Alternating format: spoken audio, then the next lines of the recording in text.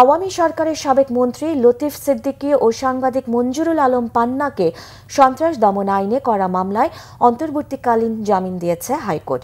জামিনের জন্য করা আলাদা আবেদনের শুনানি শেষে বৃহস্পতিবার বিচারপতি এএসএম আব্দুল মবিন ও বিচারপতি মোহাম্মদ সগির হোসেনের বেঞ্চ এ আদেশ দেন। এর আগে 28 আগস্ট লতিফ সিদ্দিকী সহ কয়েকজন মঞ্চ ৭১ নামের একটি সংগঠনের ব্যানারে রিপোর্টার্স ইউনিটিতে আয়োজিত এক আলোচনা সভায় যোগ দেন।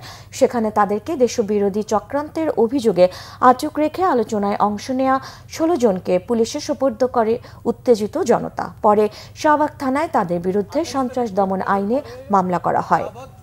একটা মামলা করে সন্ত্রাস দমন আইনে, এবং যে সেকশনটা হলো যে রাষ্ট্রীয় সম্পত্তি ধ্বংস করা, যে কারণে কোর্টে বললো যে এদের সাথে তো এদের কোনো সম্পর্ক, এটা কি নষ্ট করছে, কি বিনষ্ট করছে।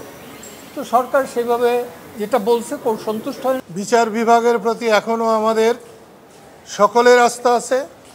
আজকে লতিফ ভাইয়ের মুক্তি, বিশেষ করে জামিনে মুক্তি, আমি বিচার বিভাগের প্রতি সাধারণ মানুষের এখনও যে আস্থা, তারই প্রমাণ বহন করে বলে আমি বিশ্বাস করি। তো আমরা এই জামিনের বিষয়ে আমরা অবশ্যই উচ্চ আদালতে যাব, এবং আমরা আশা করি আজকে আমরা উচ্চ আদালতে ওনার যে ফাইল সেটা আমরা ফাইল করব।